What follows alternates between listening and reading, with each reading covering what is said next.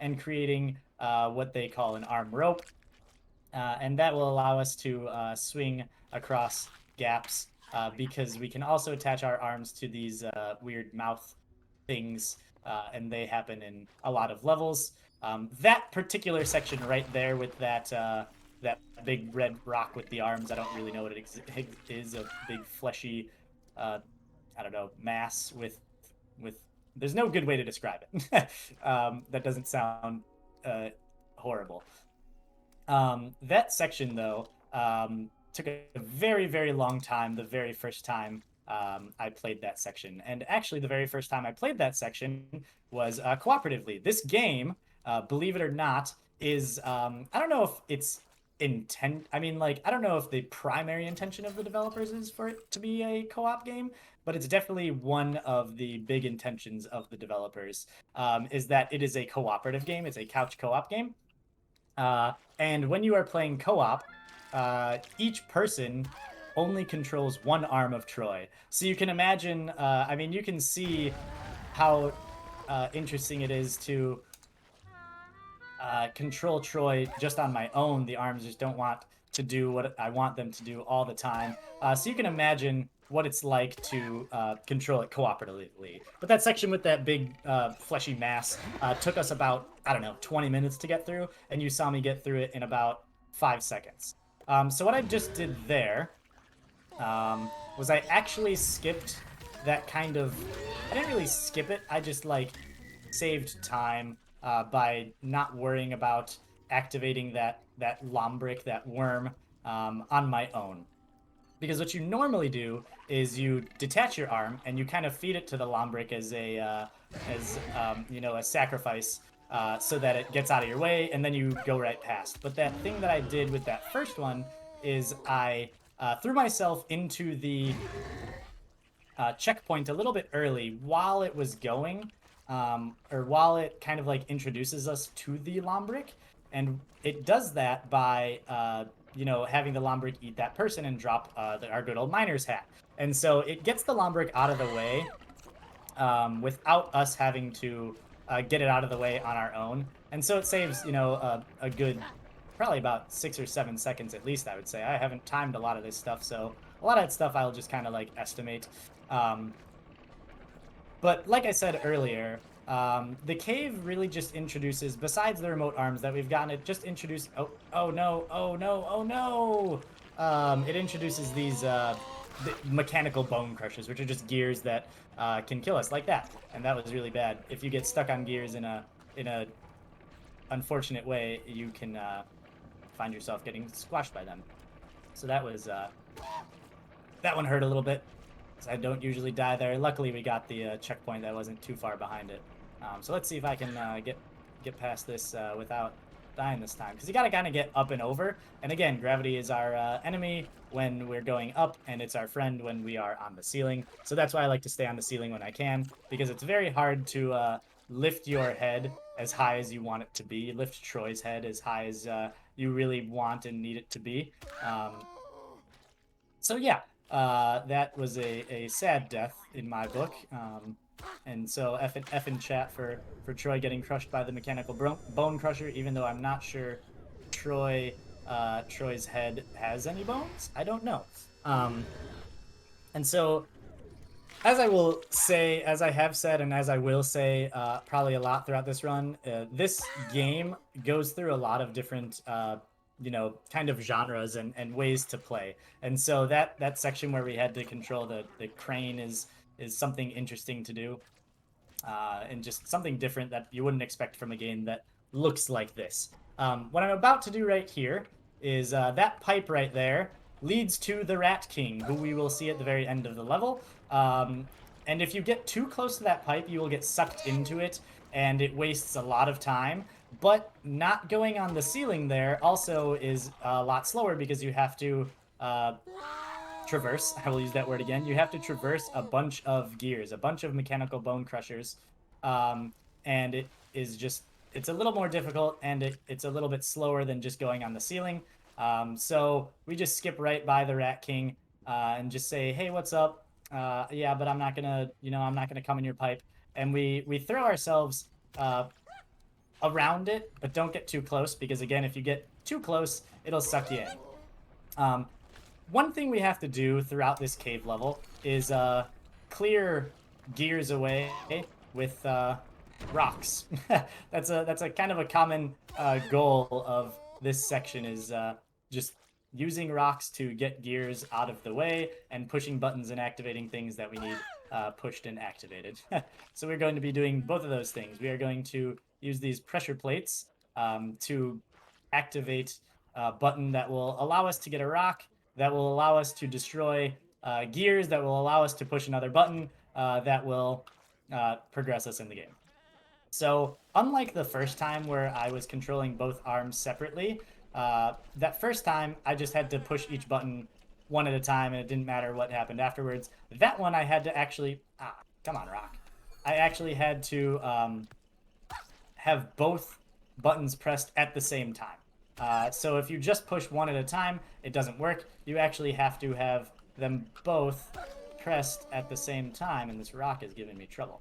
So we're gonna break these gears with this rock again so we can push that button. If you love goats, I would look away. F in chat for this goat, of course. We love the goat, but sorry, goat. Yeah, you have to kind of be our sacrifice. This actually we already got one. I'm just gonna not fight that. Sometimes if you kind of get half stuck in the checkpoint, it's not worth trying to get back out of it because again, fighting gravity is a little more challenging than just kind of succumbing to the checkpoint spitting us out again. And it does spit us out kind of high, which is nice sometimes. But yeah, so here's more buttons that we're pressing. We have to put a plug in that. We've already done this once actually, so you've seen me do this already. But that one is a really fun setup where we stack both the buttons so we can of course, or both the plugs, so we can of course stay on the ceiling because you know our mantra is on the ceiling if we can. We're gonna arm rope right over. We'll just take this checkpoint because why not? It's a marathon, so anything can happen. We could die from more mechanical bone crushers, which of course we don't want to do, but has already happened once, so I'm not gonna put it off the table. And coming up soon. Oh no, come on.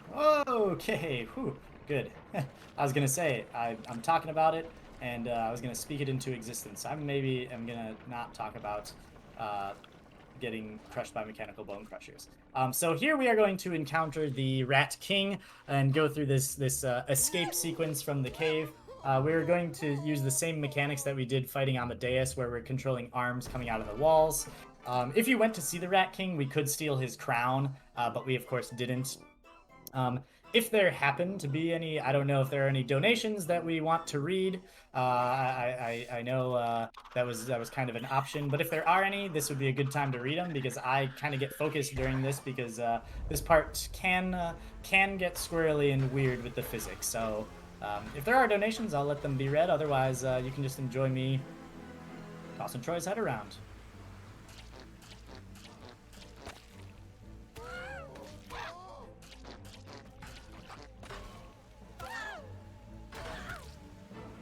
We don't have any donations to read, but I just want to say that I loved the Rat King. Bring him back, please. We do not see the Rat King anymore throughout the game, but we do love the Rat King. He's a great character. Many of the characters in this game are kind of fleeting, and we actually are going to miss out on really meeting my favorite character, but we're going to miss out on it. Come on, get in there. Because of a very good thing, and I'll explain that when we get there. That'll be the end of the next section. So that was the cave. Of course, we're going to see Amadeus here sing for us, and we're just going to, blow this place up and get out of here and say see you guys later. And so now we're getting to perhaps the most, I'm not going to say most infamous, it's just the section that has evolved the most for sure over the course of running this game. So this game is I don't even think it's a year old actually. I think it was released last August if I'm correct. I don't know if anybody knows that off the top of their head. I think it only came out last August, so it hasn't even been a year since this game came out. So of course the game itself is very young, but also the speedrunning of this game is quite young. We're still pushing the time down uh, every day, every week, even. And so I credit a lot of this run to one early runner of this game, Joda. He is he's one of the active members of the running community for struggling, and he posts a lot of videos about struggling in general. But he has discovered most of the quote unquote skips I will be using throughout this run. And I say quote unquote because we're not really, come on, chair break. We're not really skipping a lot of things. Like we're not going out of bounds or oh no. Okay. That was a not good death at all. That was actually a really unfortunate death. We got kicked out of the saloon with a lot more force and lost our arms. So that's gonna kick us back a good number of seconds. But Joda found most of the quote unquote skips that I'll be using. Like I said, they're not really skips in the way that most of us would imagine skips of a game. We don't go out of bounds. We don't really glitch the game out, obviously, because this category is glitchless. So I credit a lot of things to Joda. And so a lot of what I'm using is what he discovered because I came onto this scene for this game, the speedrunning scene, much later than everybody else did. As with any game, I think very early into its lifetime, it got a speedrunning community, and so the speedrunning community has been around for of this game has been around for nearly a year, just like the game has. I have only been running this game since about I want to say March or April. Actually, it might have been around February. But I have not been running this game for a very long time. So a lot of my success I have to attribute to Joda because I basically just copied all the things he was doing. I also copy a lot of Comedy Brian. He is one of the earlier runners of this game as well. He was the first run that I watched. But this section, so back to why I'm even talking about this. This canyon section is the one that has gone through the most, I guess, revisions. There are a lot of parts throughout this canyon section where we can do some interesting things to. I guess you could call them skips. We're gonna be like doing big jumps and such beyond and over and around places that are intended. The intended path is. So I'll explain those when we get there. I was going to do a skip there with the sign, but I didn't get a good grab on it. That's one of the things about this game that makes it a little bit challenging to run, is again, because it's physics-based and because we have this interesting method of movement, you won't always grab onto things like walls or ceilings or objects the exact same way. And so you kind of have to just work with it on the fly. This particular part right here, I always like to point out why I love the game so much and how much I've evolved as a player. That particular part with that rope swing, the very first time I played this game on my own and beat the whole thing, that particular part on its own, just that rope swing, getting past that, I think it took me about 30 or 40 minutes just to get through. And you saw me do that in about, I don't know, 3 seconds. So that's the kind of like easy to learn, hard to master type thing.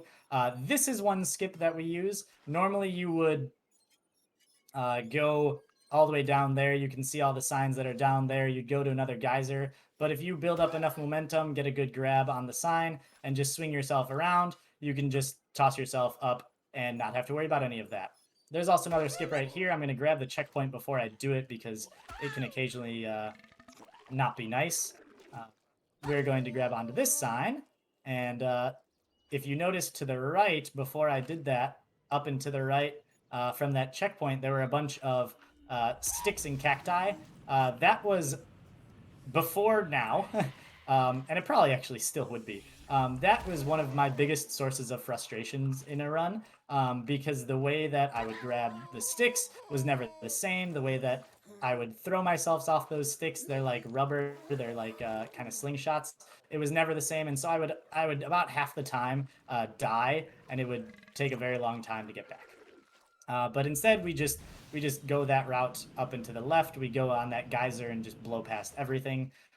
The reason I take the checkpoint is, and I said it's a little squirrely, is because anytime a geyser is involved, it raises my blood pressure a little bit, because that's another one of the thing. Like I said, there's not really RNG in this game, but you can get lucky for some things. And one of those things that you can get lucky with is how the geysers spray you where they are spraying you.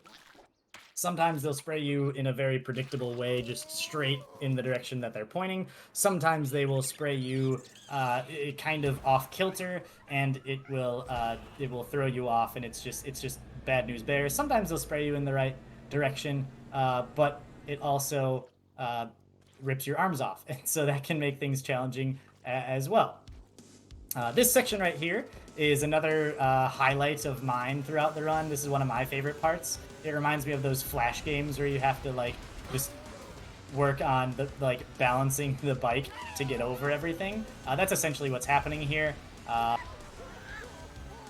And this is one of the parts where I like to point out the music of the game. So I'm gonna be quiet for the next 30 seconds and let you just enjoy the music, and then I'll come back and praise the music and everything and continue it. Until then, it's just a good old Flash balancing bike game.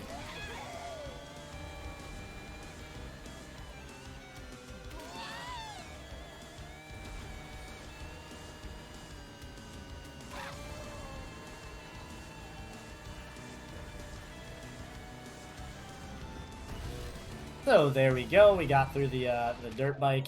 It was great and wonderful, and the music was awesome. One good thing about speedrunning, we go through everything very quickly. One bad thing about speedrunning this game is we don't get to fully enjoy and experience all of the awesome songs that are in this game, because there are a lot of awesome songs in this game. I absolutely... Oh, we got a bad geyser there. I absolutely love the music in this game. I think the soundtrack is fantastic. There's a lot of really awesome parts, but like I said, the bad part about speedrunning is that dirt bike section took a lot less time than a normal casual run would, and because we didn't die, we kind of cut the music off early. So sorry you don't get to experience the great, amazing soundtrack that is the struggling soundtrack.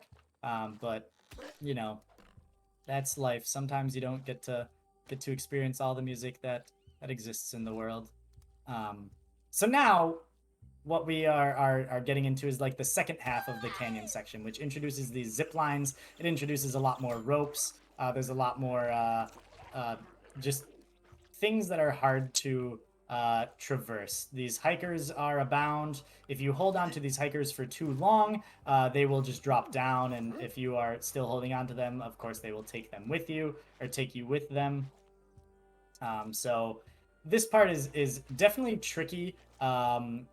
It's tricky anyways, but it's very tricky when you play this game casually for the first time. I remember this section just taking a very, very long time to get through, just because swinging was something new that is introduced, and especially with these zip lines where you have to kind of also go forward before you swing, and then you do these swings, and like I would always swing too far, or of course not far enough, or something. There was always something wrong with the way I was swinging.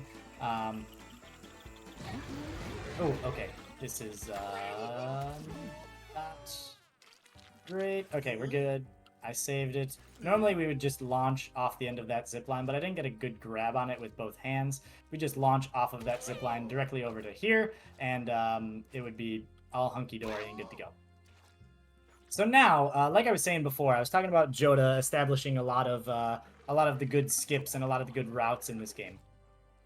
Up until recently, and I'm talking like last week recently, we are coming up to what was just a 4-minute button mashing session of A. And we would encounter Agamemnus, who is an abomination. And it's this kind of like, it's this dating simulator-esque sequence that's really entertaining. But for speedrunning, it's essentially just 4 minutes of nothing. And so up until recently, we didn't have a way to avoid it. We tried going to the menu and exiting out and reloading, but that never worked. And so we kept theorizing, is there a way to skip Agamemnus? Is there a way to skip Agamemnus? Is there a way to skip Agamemnus? And of course, last week sometime, I was messing around and I was like, I'm gonna try something. And of course, we are about to skip Agamemnus. It's really tough to do. This looks like I'm just kind of going slow and steady and nice and easy, and it's just walking up. But the movement and controls and the way everything works here actually makes this skip very hard. But that was really clean. And so what I just did there was I grabbed onto an invisible wall, and the reason it looked so awkward, my arms were like outstretched to the side, is there's actually also an invisible encounter plane that is right in front of the wall, and it extends out a little bit beyond the wall.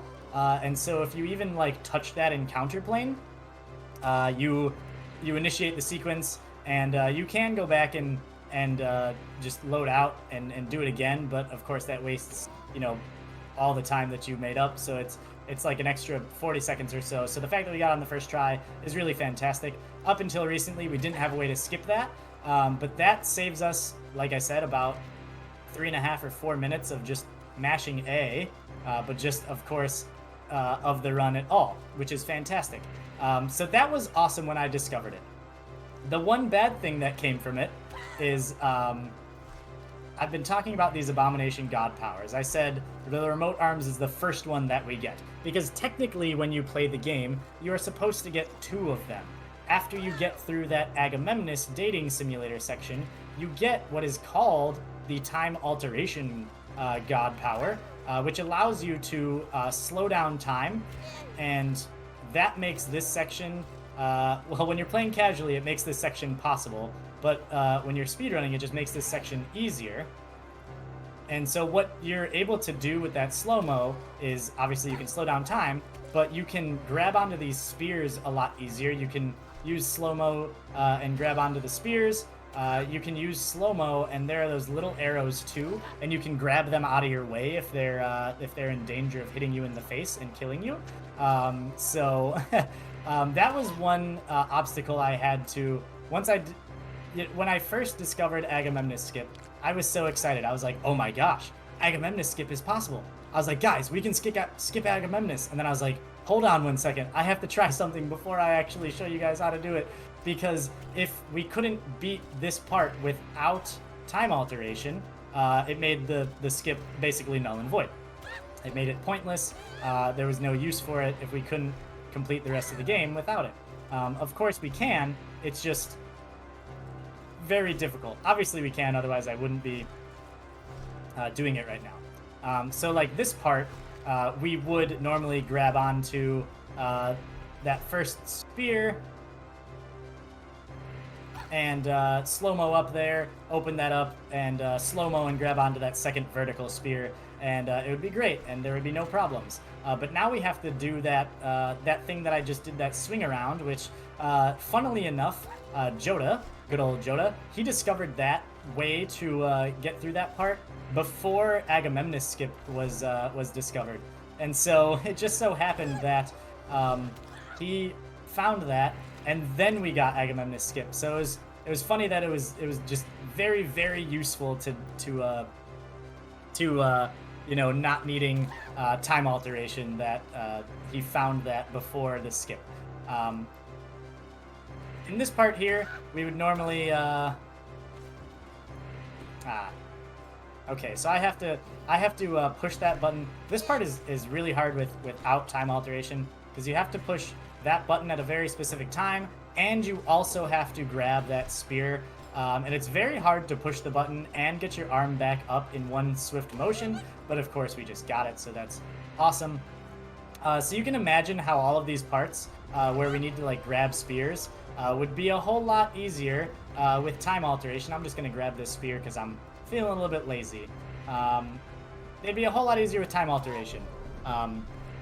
I apologize for the intense music that is still happening in the background.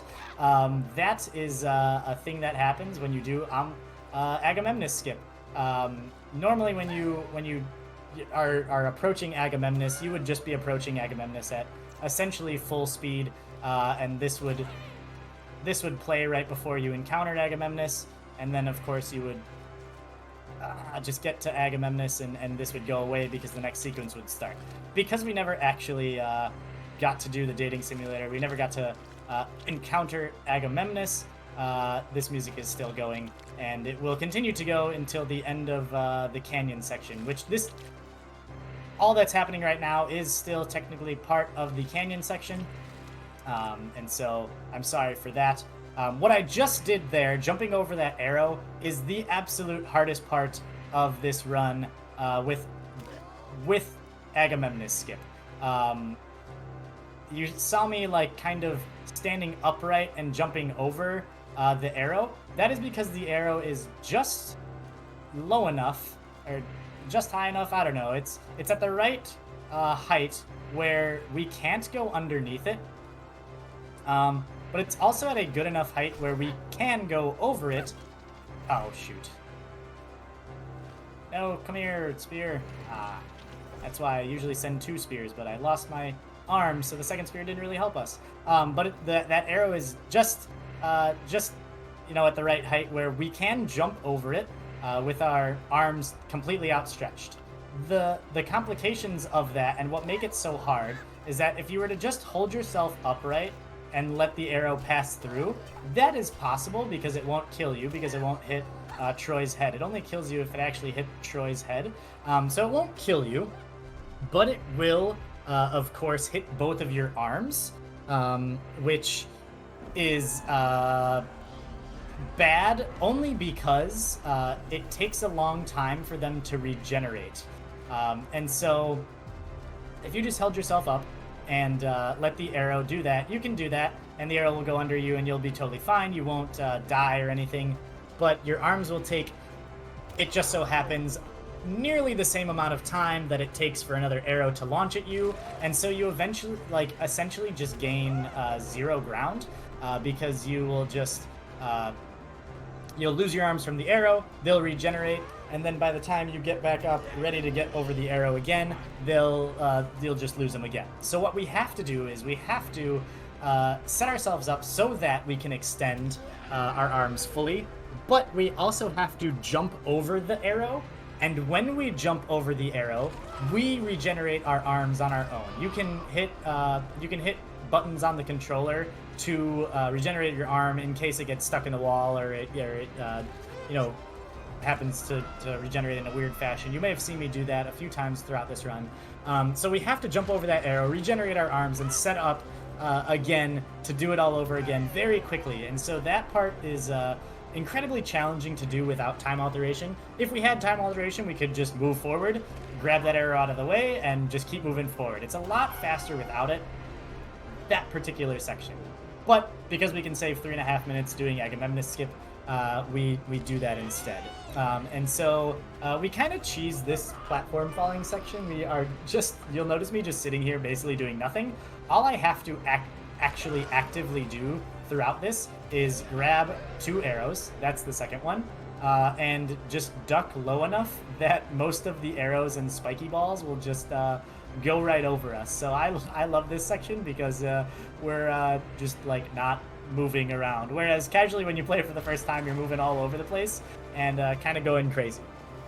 So there you go, that's the end of the canyon. We've landed on mushrooms, and as far as the story goes, as far as people speculate how this story is progressing, we have inhaled the mushrooms, and those mushrooms are, they're mushrooms. And so we are now experiencing some weird psychedelic effects. When I said before that this game goes through a lot of different things, I meant it. And this last section here, we just finished the canyon. This last section here is the game calls it the Buzz section. Take that however you want to. I don't know why exactly it's called the Buzz section, but it is called the Buzz section. This is the last section, last big section of the game. But we're going to go through about 5 or 6, I forget how many it is, 5 or 6 different like mini sections of this. And so there are a few like micro sections, I guess, that we have to go through. So this first one of Buzz is called Mushrooms. Very creative name that we've named it. Of course, we call it Mushrooms because there are mushrooms everywhere. And you're going to see a lot of different things being introduced, a lot of different just things that are, they might come back, they might not. One thing that will come back is this like pink cloud stuff. It allows us to just like float around. We don't have to grab onto anything. It's just 0G. We get to float everywhere. It's kind of tough to navigate because the momentum that you have just keeps going. And so this will come back in some later sections as well. But for now, we're just getting through it. We still have geysers, but of course they're now rainbows and butterflies and flowers and some great stuff. Oh, why do we have to lose our arm there? Okay, yeah, see how the geysers can be mean? Sometimes they just, you know, detach your arm for seemingly no reason, which is awesome. We're not going to grab that checkpoint. We wouldn't anyway, but we're definitely not going to because spoilers here. So don't pay attention if you plan on playing this game and want to really experience some fun stuff for yourself. That checkpoint that we just passed is a fake. It will take you back to the beginning of Buzz, and it's horrible. And when you're speedrunning, you definitely don't want to do it. But when you even are playing casually, it's kind of a kick in the gut. And so we just don't go in it. Although they are very nice and they give you an achievement for going in it. So I guess do go in it anyway if you plan on playing this game. So we are about to finish the mushroom section. You saw me there. I actually used time alteration on my own. So there it is again, just to get through there without dying. You know, we just want to, you know, make it through without anything funny happening. So those are the only 2 times I'm actually going to be using time alteration on my own, because even though we never got time alteration, like I said before, we missed out on it. We do get it back when we finish Canyon, because that ending sequence with the platform, it just keeps activating it on our own. You actually can't get through that platform sequence without it, and so the game just activates it on its own anyway, as if you always had it. And so now we have the power again, and we can use it, but we don't need it, except for those 2 smaller parts. I mean, we don't even really need it there. It's just kind of a safety thing, just in case we, you know, are gonna die. So that was the absolute shortest section. Was the basketball section, the literal Space Jam. And we just come in, guns a-blazing, and we get a slam dunk and go on our merry way. We will now be encountering a lot of ducks. Ducks are absolutely evil. Just keep these ducks in mind. Watch these ducks. They are going to, you know, be present at some pretty important parts of the run. So just keep these ducks in mind. That's all I'm gonna say. They're very mean in this Spider-Man section, where, of course, our friendly neighborhood flesh monster. Remember when I said this game is going to go through a lot of iterations and different things? Yeah, here's another one. We're climbing a building, because why not? We went from escaping a lab to going into a cave and blowing up giant abominations, and now we're, you know, scaling buildings. Makes perfect sense to me. So we're just gonna scale these buildings. There's pink stuff that we might use here and there, but other than that, we have a lot of these arm ropes. which are fun, but they can be a bit of a pain if you are ever so slightly too far from them when you activate the grab. You'll either just lose your arm entirely because the way that you get your arm back after you detach it is simply by pressing the same button that you used to activate it and you used to grab the mouth. That was a really close call.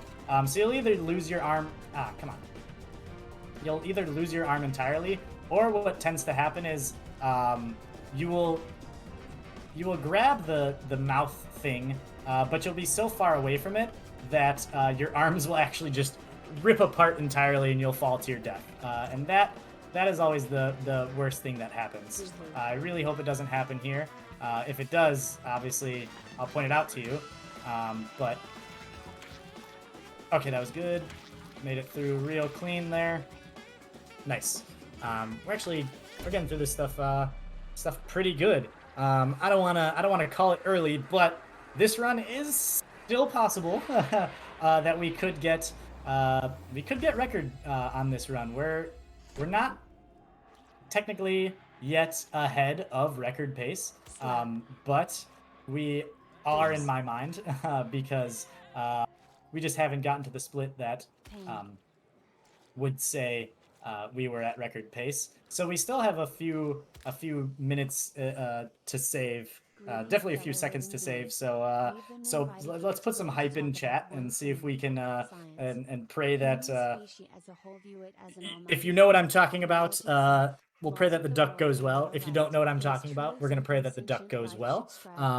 Here's a wonderful time if there are any donations that it'd be great to read them. Otherwise, I'll keep blabbing. No new donations other than my $5 that I had for my light matter run. That's what I have there. But I did want to ask you some like basic questions about Sure, like yeah. your experience with this game. What attracted you to this game in the first place? Like, how did you get into it? Like, what is your story behind it? Sure. When I the first time I discovered this game, I was just browsing Steam, and what I was browsing Steam for was just a game that I could play with my friend. We were looking for a co-op game. We were like, let's find a game that we can play together because we're bored and we just want to do something together. And so I looked up co-op games, and this one popped up because, like I said before, I don't know if it's like the primary goal is to be co-op, but it's definitely a way to play the game. And so my first experience with this game was through co-op mode. And so I found it just browsing Steam, and I watched the trailer for it, and I was like, yeah, that looks like a weird enough game for me, because I like kind of this different art style and the different kind of weirdness of it. And so I was like, that looks like a really fun game. So I was like, hey, we should play this game. We should try it out. And he was like, yeah, sure, we'll do it. And so that's how I got into it. We played through, I think, most of the cave section. I can never remember if I think we did actually. We got through the canyon. We got to the canyon section. We didn't get through all of the canyon section, but we got through the whole cave and a little bit into canyon. And then we just, or maybe we didn't get into canyon. I don't know. But we stopped playing the game for whatever reason because we got frustrated at things because, as you can imagine, playing this game co-op is not easy, but that's kind of the point. And so after we played the game together, I was like, you know what? Do you mind if I play this on my own? Because I just like can't not play this game. I have to experience this game for myself. And he was like, yeah, that's fine. Go ahead, go for it. And I was like, all right, great.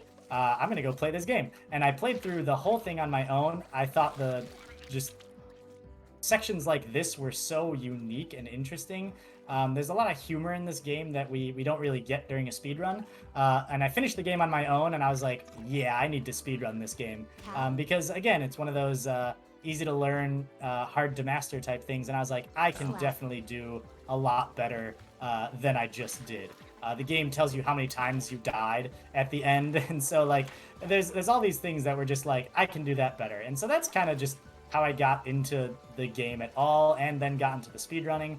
I watched at the time the record run of the game, and I was like, yep, we're just gonna do what they did, and we'll just try to do it faster. So that's how I got into the game, and I've been speedrunning it ever since. So Wonderful. Would you consider this like a beginner-friendly speedrun? absolutely, and the only reason I say that is because, as I mentioned before, it's still kind of in its infancy. Even though the run itself and runners for this game have been around for a few months, nearly a year at this point. Like I said, we're still ironing out kinks. We're still finding skips. There's always places to not die and do better on. And so even though it can be tricky to get through a first playthrough of it, I think speedrunning this game is absolutely beginner friendly. I encourage anybody to join us. The developers of the game are actually very involved with the speedrunning. They don't speedrun themselves, but they constantly follow our progress. And they cheer us on when we get a PB. They were rooting for us and waiting for us to get the first sub-hour run, which finally happened earlier this week, and they were very excited about it. So absolutely, I think this is a beginner-friendly speed run. It takes, you know, a playthrough or two to just get comfortable with the controls, but once you do, I mean, you watch other people, the routes that they take. The routes are not hard. The skips aren't necessarily hard besides Agamemnon's skip, but if you're doing a run for the first time, just play through the dating sim and take the 3-minute hit, and that's it. So yeah, I would say it's absolutely beginner friendly. That's wonderful, and I'm seeing here on SRC that you hold the wonderful world record of this game for in 59 minutes in real time at least. And yes. I wanted to get your expert opinion on like how low do you think, with the current knowledge of this speedrun, how low do you think it would be humanly possible to get this run down to? I think I'm very confident that we could get a 55 something run. We could get this into the 55-minute range. Absolutely. And you know, I'm sure there are some of our biggest fans. The Discord for this game is fantastic. There are a lot of people who pop in and watch us, you know, PB all the time and lower the record and whatnot. And there are some in particular who are like, yeah, I think you know, back a few weeks ago, the best time, I think the record, I had it at like a 1 hour and 13 minutes, and I was like, guys, you know, I finally got that. I'm gonna be pushing for 110, but I don't know how much lower it can go. And one of the people in the Discord was like, I think we could get it under an hour. And I was like, I don't know, that seems pretty tough. And of course, here we are only a few weeks later, and it's already under an hour. I'm very confident we can get it under 55 minutes. I'm sure there are people out there who are gonna say it can go even lower than that, but I'll call it 55 minutes something for sure. I don't know why we lost the arm there. My sum of best, at least for live split, says we can get it under 55 minutes, which obviously is humanly possible because we've played each segment as a human. So I will say humanly possible is under 55 minutes, probably likely very soon. We'll get in the 55-minute range, which would be very cool. Okay, so that duck fight went really well, which is actually super hype. You guys should be very excited about this because we are... you mentioned that the record is a 59-minute, 17-second. Actually, last night, I was participating in another marathon, and I happened to get the world record. I beat it last night, so the record currently stands at a 58-17. And we, right now, at the moment, are on pace to get under 58 minutes. So hype in chat right now. We got about 45 seconds if all goes well until time. Time is going to happen when we get Morpheus, that guy right there, that weird head. When we throw him into the acid to the top right, you'll see the acid over there. When his head touches the acid, that's time. All right. So if all goes well, you all are about to witness another record, the second one in 24 hours for this game. Normally what you're supposed to do is pull him down. And here comes time. Oh, come on, get over there. And time. Woo! Okay. All right. There we go. I got a 57:37. That sounds about right. I started the timer 17 seconds late. Okay, so there we go. There you go, everybody. There's a treat for you. Ending out day, what is this, day 2? I think that's day 2. I get a little hazy. So ending out your day 2 with another world record for struggling. We're gonna keep pushing this time down over the next few weeks. Please join the Discord, the Chasing Rats. They're who made the game. Join the Chasing Rats Discord. We have a speedrun channel that people are super hyping all the time. It's awesome. Come watch us and follow us and see how low we can push this. And thank you for having me here. This is I love showing this game. If you were even slightly interested at any point during this game, if you were like, wow, this game looks kind of interesting, I highly recommend it. It's very fun single player, but it's also very fun co-op. So if you have a friend you want to experience it with, do that. As Osborne asked me, is this a beginner-friendly speedrun? Yes, it is. So if this game interested you and you just want to play it, get it. At least do that. If you want to get into the speedrunning of it, I recommend doing this. Please join us speedrunning this game. So I will be active, obviously, continue to be active over the next few weeks. I'm going to shoot for that 55-minute time and keep pushing it down where and when I can. Yeah, thanks for having me. If you want to let the credits roll, you can close us out, and at the very end it'll give us our death tally, and I will donate. Let's see, because we got another record tonight, man. Oh man, that's 2 records. I'll do what I did for last night's record, and I will do $3 for every death that happened throughout the run. So for the charity, let's hope it's more deaths than I think it is, but I think it's less than 10 for sure. But if anybody wants to join me in donating $1, 50 cents, or anything per death, we'll get that tally here after the credits roll, and we have a nice wonderful end credits scene as well. But I'll let you close out the night instead of me before that happens. Oh, no worries, and you got me hooked. I've already put this game on my wish list just now. Fantastic. It's definitely on my radar now for sure. I love it. And thank you everyone so much for attending Gamegoyles episode 1, benefiting the Transgender Legal Defense and Education Fund. Get those donations in. We still have one more day tomorrow. We've already raised $426.07. We love to see it. Get those donations in for a wonderful cause. And we're going to be back in... Check.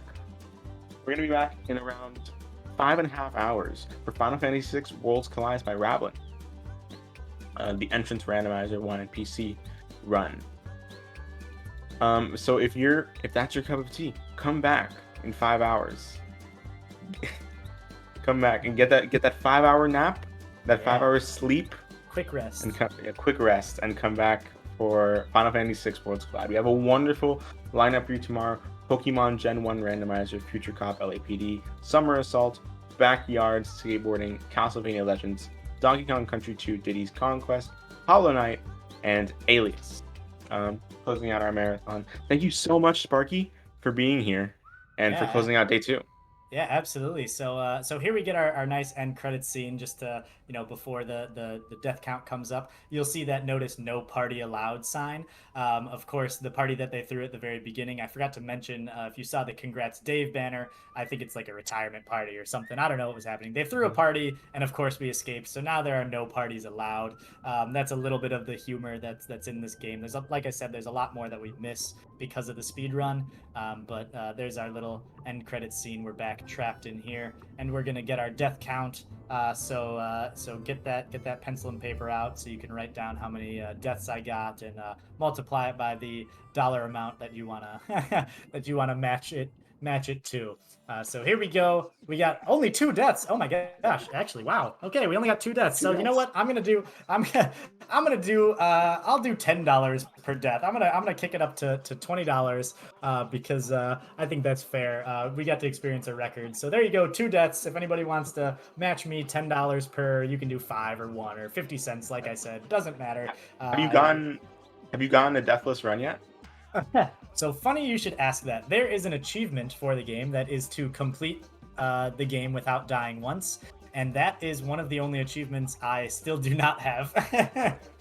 So I have not yet done a deathless run. I think I do have one run that I did that only had 1 death, but not yet a deathless run. That will be a big help in getting to the 55 minutes for sure. For sure. Yeah. Yeah, well, but that's all I have for struggling. I'm glad you enjoyed it, and I'm glad you threw it on your wish list. I hope some other people did too. I see Joda here in chat, our good old other runner. He said sub-hour in-game time, please. We have yet to see an in-game time. The in-game timer, we still don't really know exactly how it works. I think it tacks on the dating simulator that we skipped. But you'll see it says 1 hour and 1. I've got the in-game timer down to 1 hour flat before, but we haven't yet seen an in-game timer sub-hour, and we're still waiting for that. So be on the lookout for that when, again, join the Discord, and when that finally happens, there'll be a big hype party about it in the Discord, I'm sure. Wonderful. Well, again, thank you so much, Sparky, for being here. Thank you so much to everyone who donated, and to everyone in chat, lurking, not lurking, chatting, whatever it may be. Every single one of you helps a wonderful cause, and we're hoping that we can get hype tomorrow for all the runs that we've mentioned in the schedule. But other than that, unless you have any last words to say, we will be signing off for day 2 of Gamegoyles episode 1. All right. See y'all tomorrow. See you soon.